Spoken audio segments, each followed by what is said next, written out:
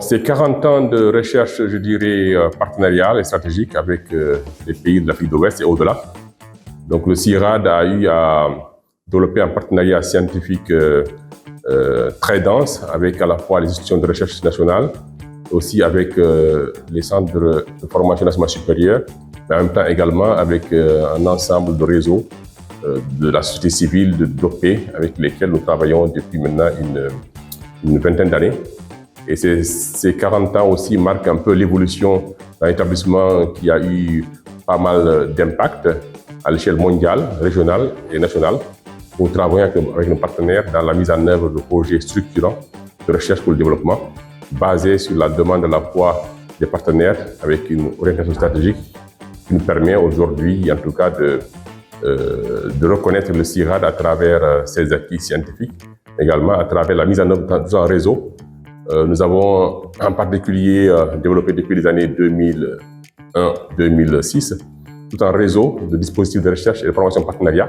qui nous permettent à la fois d'identifier les problématiques scientifiques avec des institutions de recherche, des universités, pour mettre en place une masse critique de scientifiques qui travaillent en interdisciplinarité pour toutes les activités que nous avons, par exemple, sur tout ce qui touche au changement climatique, le pastoralisme, l'agroécologie, l'approche ONELF que nous développons avec nos partenaires.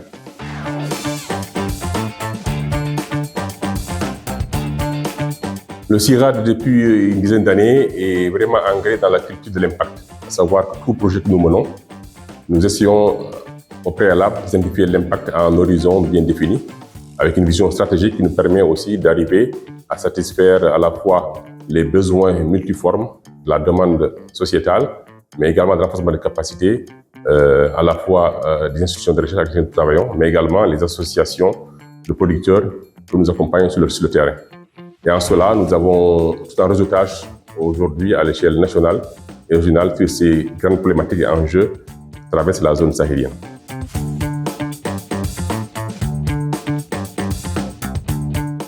Le CIRAD, dans ce partenariat,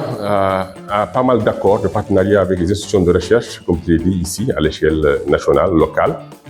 Accords de cadre qui nous permettent ensuite d'évaluer en termes d'activités que nous incluons dans le cadre de conventions spécifiques, d'affectation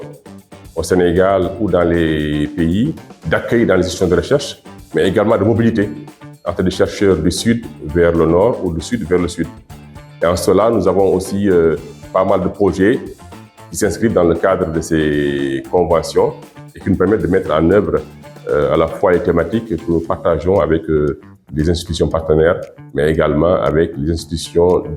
d'enseignement supérieur ou bien les institutions de l'organisation d'éleveurs et de pasteurs.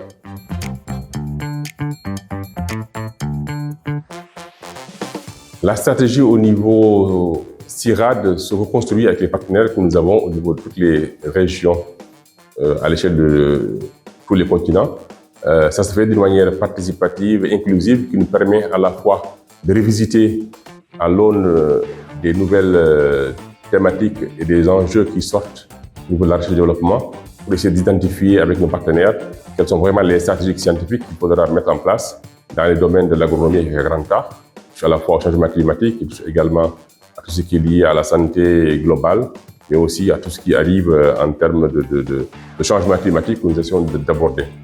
Et la stratégie aussi est définie bien sûr en accord avec les structures partenaires que nous avons ici depuis 40 ans et qui nous permettent ensuite d'avancer sur des questions communes, sur des projets communs, pour pouvoir répondre à la fois aux enjeux actuels, mais également aux perspectives d'avenir.